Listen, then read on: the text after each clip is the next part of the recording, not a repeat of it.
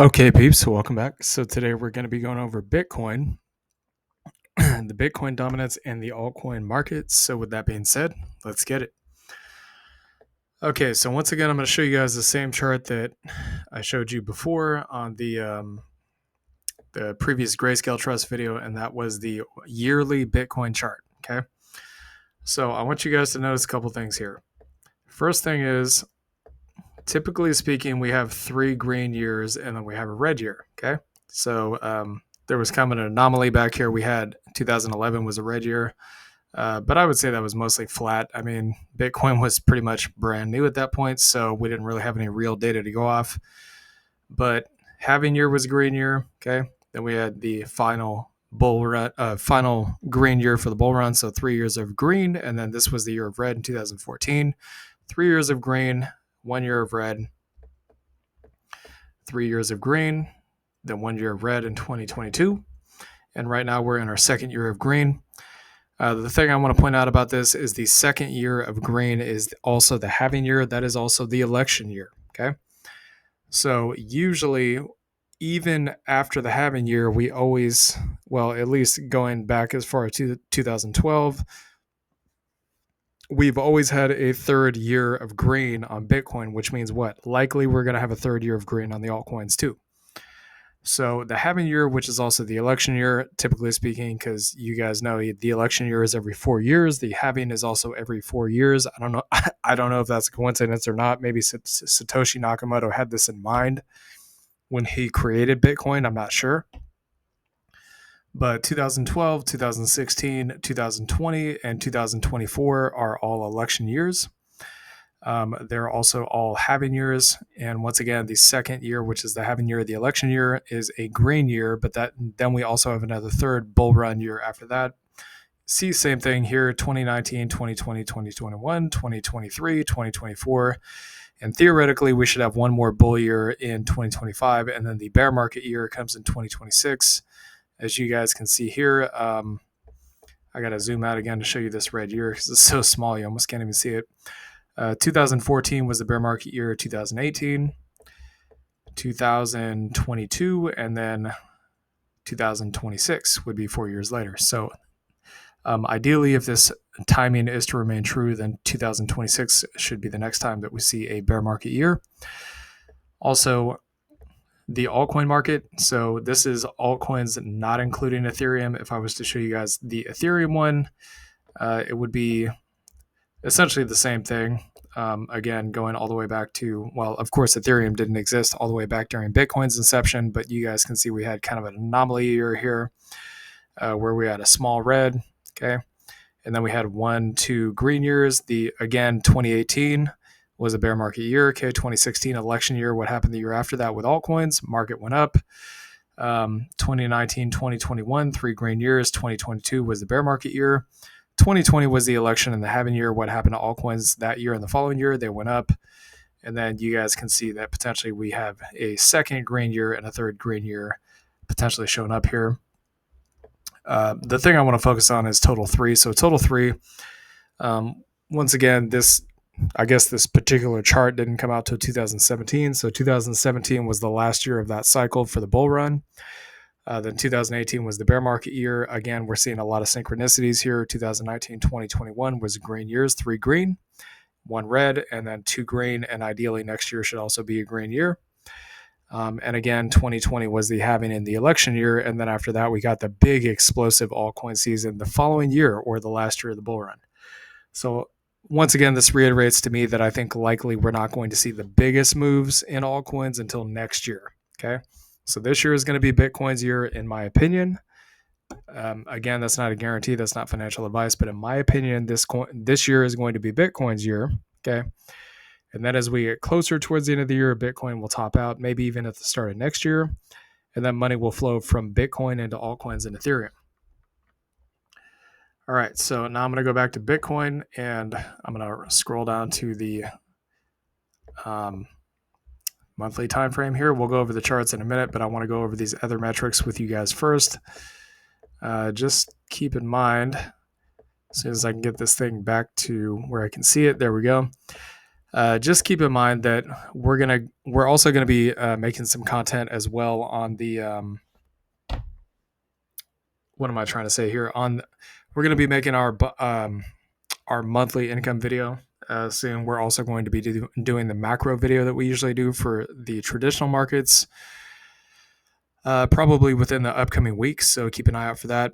All right. So going over here on the metrics, you can see the Google Trend search term for crypto once again is basically sitting at lows here. The last time we got the big boom in crypto in March of this year, it didn't really even go all that high. It went to a 35. You guys can see the peaks. The previous cycle were much, much higher. Okay, there were 70 and 100 for crypto. We're pretty much sitting at all-time lows right now, which again is a signal to me that not only are we early, but it's also still relatively cheap. The price of crypto in general, compared to where it possibly could be by the end of next year. Again, I don't think we're going to have a bear market this year or next year. The elections, these politicians, they want everything to look good as possible, as much in their favor as possible so they can get elected. It just makes sense when you think about it. There's financial, political interest for them to get elected. So they want the markets to go up. They want there not to be a recession. They want the data to look good. They want there to be a bull run. Okay, this is normal for politicians. That's kind of how they operate. So, um, for either party, it doesn't matter if it's Republicans or Democrats. If there's a bear market year during the election year, nobody's going to like that. Okay. Everybody's going to hate the politicians. They're going to be pissed off and they're going to be like, what the hell, dude? I'm not voting for you. Like, screw you. They're going to go vote for the guy that they think is going to save them from that situation, which in my opinion is going to be Trump. Okay. Because we already saw Biden perform and Harris was Biden's VP. So I'm not saying guaranteed, but she's likely going to mirror anything he does. Which, in my opinion, would lead to disaster and failure. So they're going to vote for the guy that they think is going to save them from that crap situation. But the better alternative for politicians is just not to put themselves in that position in the first place. So I think that's the likelier outcome, the later one. Okay, so crypto, Bitcoin, as you guys can see, Bitcoin, again, pretty much sitting in the dead zone. It's at all-time lows. Okay, it's doing nothing. But this can be looked at one of two ways, okay? You can either look at this as, oh God, Bitcoin's never going to do anything, crypto's never going to do anything, like it's a burden, or you can look at it as an opportunity, okay? And say, well, what did it look like during the bear market time frame? Well, during the bear market time frame, Bitcoin was kind of sitting at the same range that it's sitting at now, which tells me it's cheap. Now, Bitcoin's price is not really cheap. It's cheap compared to where it was sitting at those March highs. It's down to that wick, it was down about 35%. But as of current price, it's actually not down that much. It's only down about 20%. So it is cheaper than the all-time highs. But, if we take a look at some of these others like AIOZ, and I don't want to get too deep into this, but you guys can see from the local top here, AIOZ is down way more than Bitcoin, 63%. Again, altcoins are more high risk than Bitcoin is, but it just goes to show you kind of the mindset of people. Some people think that when these things are in the gutter and they're completely dead, that there's no point in buying them. And with some altcoins that have been around for many, many cycles, I would say that's probably true. But for crypto in general, I would say the best time to buy is when it's the most boring time and the prices are at the lowest, most depressed prices that they could be at. So you can see even from this local top here, Filecoin's still down 71%. Even one like Solana, which is one that we usually don't talk about here on this channel, but even Solana, you guys can see that from the all-time high. And this is one that everybody loves, a stronger altcoin, so to speak. It's still down nearly 50% from the all-time highs, okay? And as of right now, it's still down, roughly about 36.5%. So even on something strong like Solana, you're looking at anywhere from 35 to 50% off the all-time highs. So again, you can look at this as a burden or an opportunity. That's up to you. But either way, it's sitting at the lows there, which is in my mind a strong buy signal. So crypto fear and greed sitting in the fear zone right now. You guys can see we're in slight greed and neutral last month. We're still kind of cooling off from those March highs. So basically, pretty much what you can see based on this chart is anytime this thing is sitting between, I'd say probably about a 20 or 10 even, all the way up to a 30 is generally speaking a really good time to buy. And anytime this thing is between roughly about 80 to or even 70, 80, somewhere in there, up to about 95 is usually a good time to sell. So in my mind, personally, I think it's a good time to buy. I think that these things are cheap, and the fear and the blood is running throughout the streets, and everybody's running for the hills. And anybody that decides to buy at these points, assuming that crypto goes to the moon this year or next year, which I think it will, is going to be very happy they did. And again, I'm not telling anybody to buy, sell, or hold anything. You guys can do what you want to with your own money. This is not financial advice. Okay. So MVRB, same thing as the previous chart. I mean, this thing's sitting at a 1.5. When crypto topped out last time, it was at like a 7, or maybe a little bit higher than a 7. And of course, it was higher than that in the previous cycles. You have like a 10 and a 9 and a 10. So we're not even close to that. Again, it tells me in general that crypto is still very cheap. Same thing with the Bitcoin rainbow chart. I suspect Bitcoin's probably going to top out somewhere between, I would say, realistically, maybe 120 to 250,000 at the absolute top of this bull run. I don't think it goes beyond 250,000 this bull run, but maybe it does. I don't know. We'll just have to wait and see. New bull, this thing's had time to kind of cool off a little bit, so it gives us some more breathing room to run up. Once again, the green shade down here is the best time to buy, and the pink shade up here, so capitulation, best time to buy. Euphoria, greed, best time to sell based on this chart. Pi cycle top, so we're below the yellow band. Again, just because we're below the yellow band does not mean that it's a bear market. Okay. When it gets below the yellow band, it has happened during, you can see the black swan event here, and even during the bear market of 2018 and 2022. So when it does get firmly and keeps dropping below the yellow band, that indicates a bear market, but not every situation has played out like that. You can see it touch the band here on the way up to its all-time highs, kind of poking below it slightly, and then going back up. Even on this retest of the lows right here, it was pretty close to the bottom, got below the yellow band, and still went back up. So the thing I want to point out here is that we're looking for a close above the green EMA, okay, in a massive, strong move to the upside. Again, the last time this happened, you guys can see, was in November to December of 2020, which was the previous election year. It was also the previous halving year. Back here during 2017, this actually happened in the post-election and halving year. But as you guys can see, going into 2016, let's see if I can find it. It did start kind of really ramping up towards the end of that election year, so it wasn't perfect on the dot, but you can see the similarities here. And also 2020, where's 2020? So 2020, we kind of had this flash crash, but then, the price just ripped into the elections and then had its final parabolic move right around the time of the elections, and then just took off like a rocket ship until it topped out. So we want to see price get above and rocket above the green EMA, and then we're looking for something close to either both EMAs touching and or crossing the yellow one going above the green one to indicate, in confluence with other indicators, that likely we are at the top. But just to show you guys the prices on these EMAs right now, the top end is at 97,000. The bottom end is at 64,000. So we are slightly below the bottom end at this point.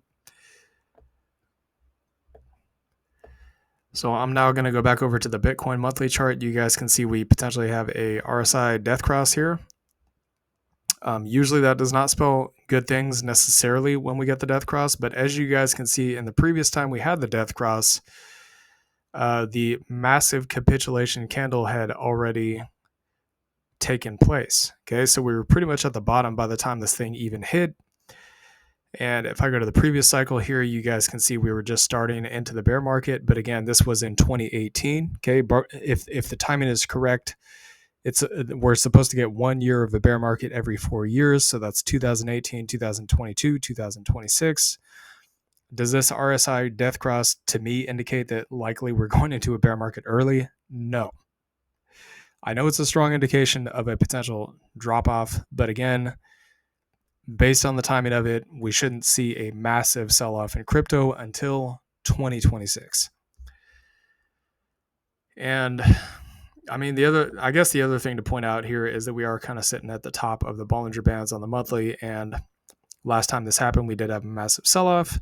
And then again, we had our bear market top here, kind of towards the top of the Bollinger Bands on the monthly. We have seen it close outside the Bollinger Bands in March. That's probably part of the reason why it pulled back, is based on technicals.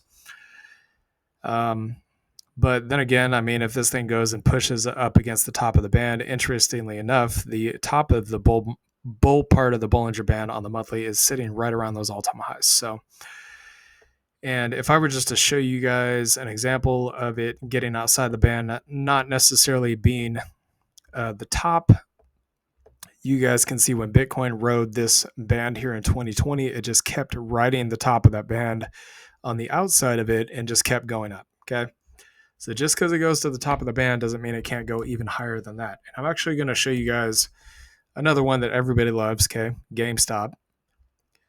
I would actually have to show you this on probably the weekly time frame actually to get a good picture of it.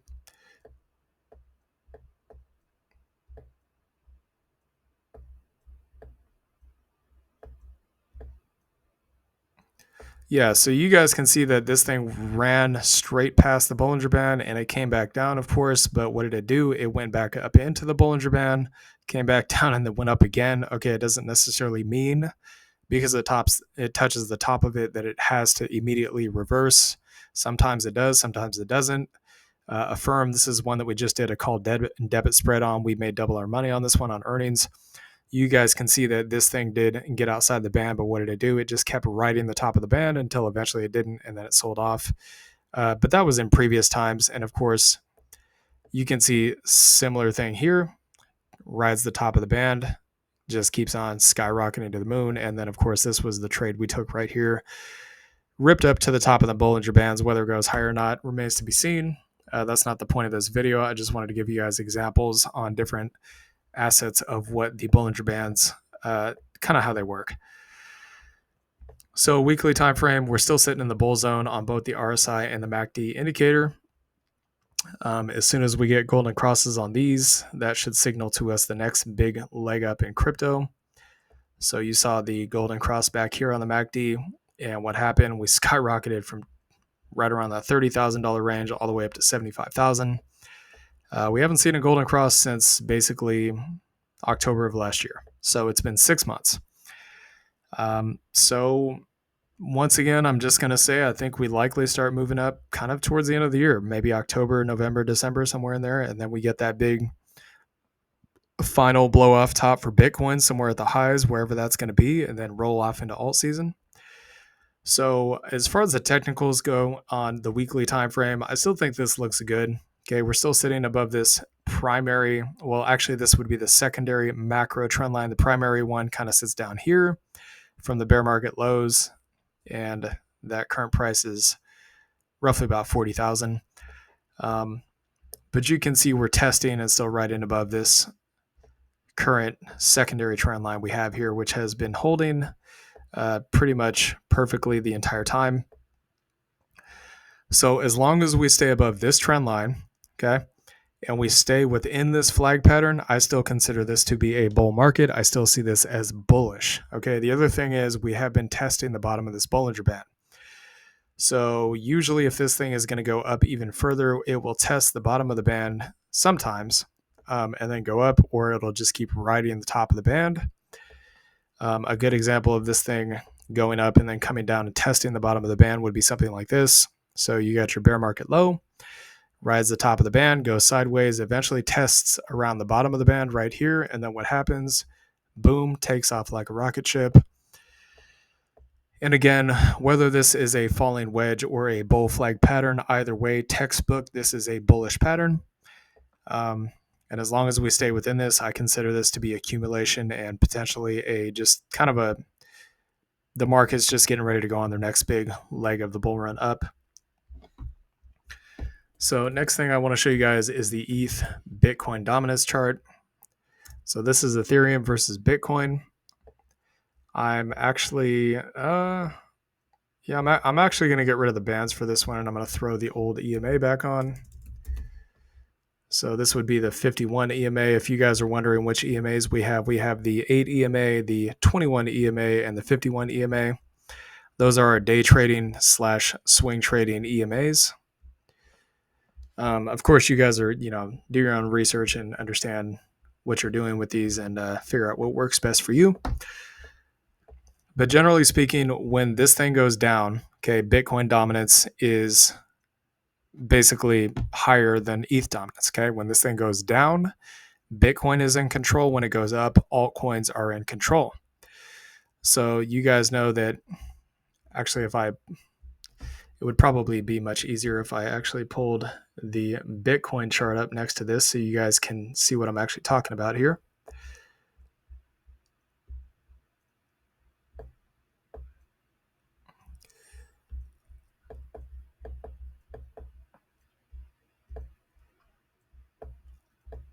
Okay, it looks kind of ugly, but you guys can see pretty much what I'm looking at here. Okay. So, yeah, this goes back pretty far. So let's try to go back a little bit. So you guys can see, right? So Bitcoin on the right, you have your Bitcoin. So the ETH Bitcoin is falling, right? That indicates Bitcoin dominance is strong. What happens with Bitcoin?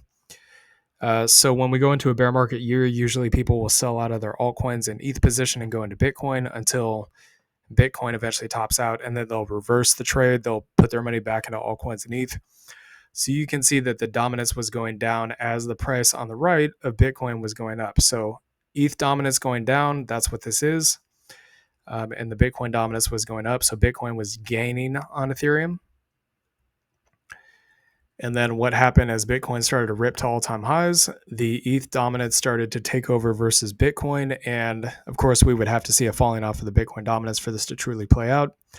But as soon as Bitcoin topped out, look at the chart on the right. See that peak? As soon as Bitcoin topped out, when this thing goes up, that means ETH and altcoin dominance go up, okay? ETH started ripping to the moon as Bitcoin topped out and was starting to dump off. So this shows you guys exactly what I'm looking for in terms of the flow of money from Bitcoin out of Bitcoin into altcoins and Ethereum. Again, I think this is not likely to happen, that alts and ETH are not going to moonshot until Bitcoin has its final push up. Okay. And then, of course, when the ETH Bitcoin dominance goes down, what happens? The price of Bitcoin's going down into the bear market. Why? Because people are rolling their money from altcoins into Bitcoin, ideally kind of closer to the top, so they don't get dumped on and take massive losses. And then we had this little spike here. Again, I'm not really sure what that was about. Maybe there was like some speculation during the bear market year, but generally speaking, ETH Bitcoin dominance does go down as the price of Bitcoin is going up. And it does look like Bitcoin has topped out, but you guys can see that the ETH Bitcoin dominance is slowly making lower lows here. So once again, I'll say that I think likely Bitcoin is setting up this bull flag pattern to go to its final leg up. And then eventually we'll see a break kind of out of this drop of ETH dominance, and then ETH dominance will rise and we'll give, theoretically, we should get some kind of massive Ethereum and altcoin boom next year. Okay. All right. So next thing I want to go over here is the USDT dominance. Okay. So usually when this thing's sitting at a high, that indicates there is fear in the market. When it's sitting at a low, that as this thing comes down, that indicates more money is being poured in from stablecoins into the crypto market. So what we would want to see for this thing for crypto to start blasting off is for the percentage being held in USDT to come down. Okay, so if it comes down from 5.8% down to 4% or even lower, 2, 3, 1%, something like that, people are putting their money from stablecoins into crypto, which will pump the price of crypto most likely. Okay, so that's what we're looking for on the USDT dominance. Lastly, Bitcoin dominance. Again, we have not really seen a real serious dump off of the dominance. It is still going up slowly but surely. Again, to show you guys kind of what the breakdown of Bitcoin dominance would look like, it would look something like this. Okay. So when this thing goes up, Bitcoin dominance rises. When it goes down, Bitcoin dominance falls, gives way to altcoins and Ethereum. And I'm actually going to show you guys this on this other chart too, so you can see that this is theoretically how it should play out. I don't know why I just did that. Sorry about that. Give me a second, y'all. So ETH Bitcoin dominance. Okay, so Bitcoin dominance we have on the left. And again, I don't think I've ever showed you guys this chart comparison, but it should give you a pretty solid understanding of what we're looking at here. Okay, so as the chart on the right is going up, the chart on the left should be going down. Okay, so ETH Bitcoin represents Ethereum's dominance in the market versus Bitcoin. When this goes down, Bitcoin dominance should be going up, and when this goes up, Bitcoin dominance should be going down. Okay,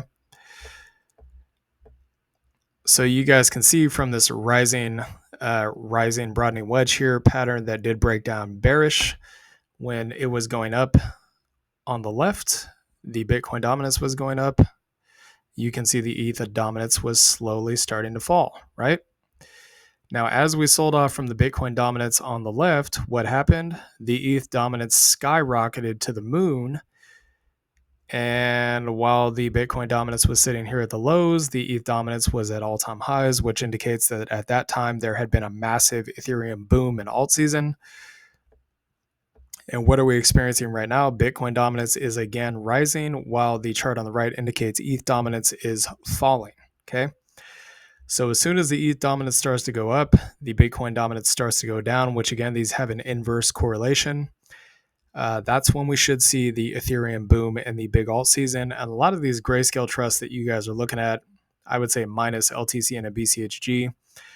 I would say LTC and BCHG are probably going to have their biggest moves when Bitcoin makes its final push to all-time highs right around the end of this year, start of next year. Okay. After that, when we have alt season, when the ETH dominance skyrockets and the Bitcoin dominance falls off a cliff, all of these other trusts, in my mind, likely will be moonshotting afterwards. Okay. So that's kind of what I think is going to happen.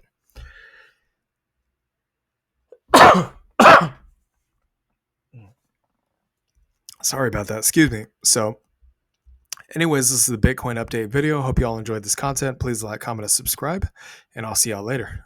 Peace.